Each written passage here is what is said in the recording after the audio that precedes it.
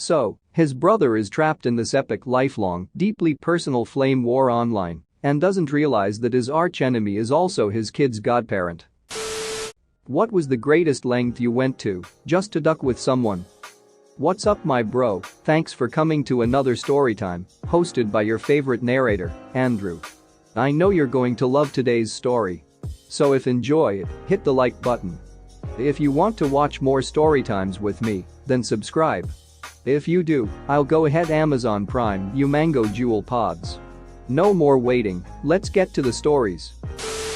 I read an article about how some dude spent less than $2 on targeted ads on Facebook just to duck with his roommate. I replaced a colleague's desk with a small pink Disney princess dressing table, complete with a working computer. My best friend was living in Berlin for 6 months during an internship. While he was away, I visited him once. I live in NL and was 16, so I couldn't afford to go more often. When I got back, I started a rumor that he had gotten really fat from eating curry sausage. Every time the trip or the friend came up in conversation, I would sneak it in somehow. Even weeks after he came back, the first thing people would say when they saw him again was, "Hey, you're not as fat as I thought you'd be." One of my best friends in college. He was in a single room. I had a spare key. When he was in class, I went and carefully lined up glitter on top of the fan. Red, blue, green and yellow. Like 4 huge lines of coke on each blade of the fan. He comes back to the room, switches on the fan. Money shot. Farted multicolored glitter for the next 3 months.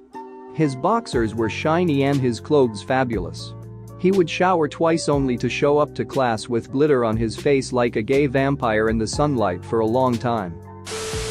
I've held an Irish accent for the past 5 years of college. As an older student, almost 30, I thought it would be kinda funny, but now as far as everybody that I have classes with thinks I'm Irish.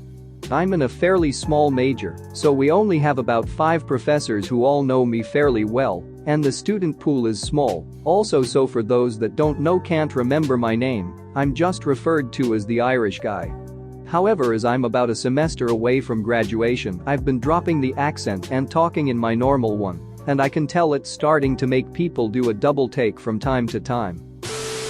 My stepbrother is a master prankster. My personal favorite is when he ducked with his uncle by sending him Christmas cards from a made-up couple with photos he found on the internet. Hope you and the kids are doing well, etc. Love, Bill and Amy. He also included details only someone close to the family would know, and even had his friend stop by their house when their son was playing outside and asked him to tell his dad that Bill stopped by. It got to the point where it was driving the uncle insane. He had no idea who this mystery couple was because they didn't exist. In college, my friends and I made another friend's door completely disappear while he was out taking a final. The whole process included removing the door framing, installing new drywall over the door, installing new paneling, new wall texture with spackle to match existing, installing trim to match the surrounding, and painting everything to match. We had most of the supplies laying around, so we didn't have to go to great lengths monetarily, but we put a lot of effort in over the course of 30 to 45 minutes to make it all as complete as possible. Edit. Since I didn't really finish the story, he didn't take the joke too well. He kind of flipped his lid and smashed through it right away, wet spackle and all. No pics of the reaction, unfortunately. We were too busy laughing our asses off in the next room. Also, this was our fraternity house in which we could do pretty much whatever we wanted. With a complete lack of accountability and an abundance of materials, you can come up with some pretty great ways to duck with your friends. Back in AOL Instant Messenger days, I pranked a buddy of mine. Created a new AIM account and screen name, one that I wouldn't be tied to. Then I started messaging his account while running my own AIM in a different instance, meaning me and my prank account were both online. I made sure that when I typed using the prank account to have a different tone of speech and different personality altogether. Really. He began messaging me that this weird dude has been talking to him. This began an over hour-long session of him being suspicious, me trying to look up information on his screen name, and he even had me try messaging him as well. Eventually it all grew and culminated into a party chat with me, my prank self, and him. Me and him basically arguing with prank me over prank me, saying I was going to hack his PC. When enough was enough and the time was right, I started parroting everything the prank account said. He got confused, and then I started typing part of one sentence with prank account and finishing it with mine. When he caught on, he face-palmed straight through the earth and into China. Roommates and I set all the clocks forward an hour. Every single clock in the house, including the VCR. Our one buddy got up at 5 a.m. instead of 6 and went to work an hour early. At about 8 a.m. we got a text. "You guys are assholes." Edit. For the 30 or so people who were asking why he didn't just check his phone. This was in the early 2000s. All you had to do was flip the phone open and you could change the clock. Maybe some of you were just kids back then. You also had to press 7 4 times to get a letter S. It was crappy times. Not a super long process, but more effort than I usually take to duck with someone. As a young boy with an older brother who always tried scaring me or beating on me, I often thought of ways to duck with him indirectly. So one day I had the bright idea to cut the top of his deodorant off and replace it with cream cheese. I had to sculpt it on to make it look like the deodorant and even poke the little hole in the middle to make it look as real as possible. Then it was time for the waiting game. I knew it had worked when he came into my room a couple days later and beat the crap out of me. Worth it.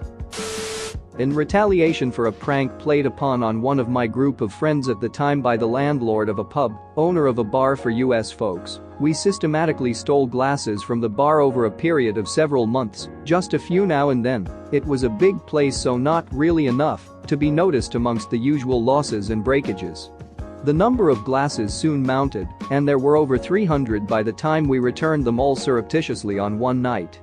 They had beer swilled in them to make them look used and were placed on various tables around the place.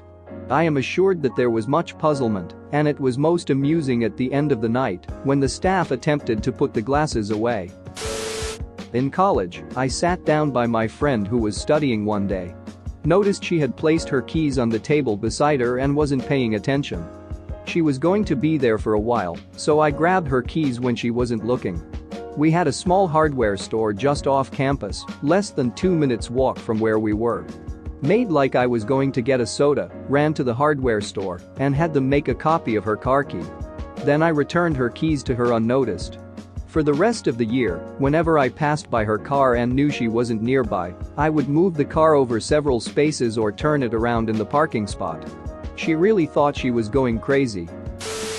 For years, one of my main business competitors was a D-bag with a crappy British accent that he thought was charming. The cunt would try to poach my employees every year at a big industry trade show. I finally had enough and decided to have some fun with him.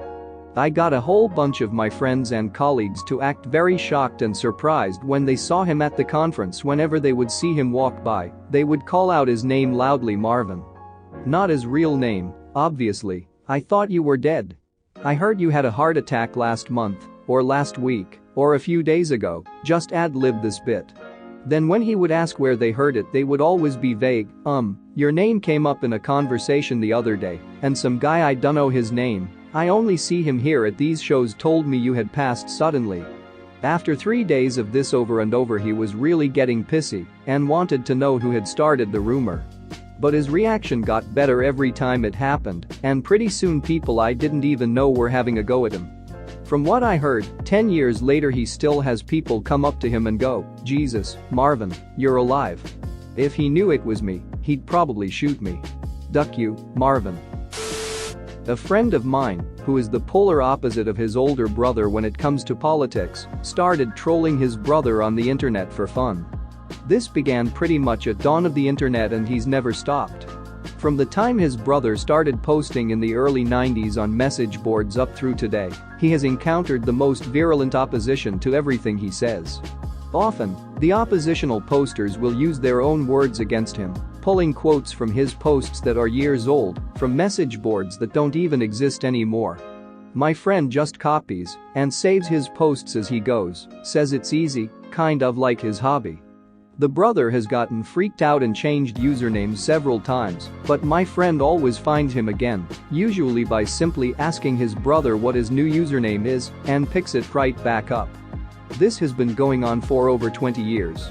So, his brother is trapped in this epic, lifelong, deeply personal flame war online and doesn't realize that his archenemy is also his kid's godparent. It's just so twisted. Thanks for watching. What did you think of the story time? Let me know in the comments below. If you liked the video, smash that like button and subscribe so you don't miss any more story times.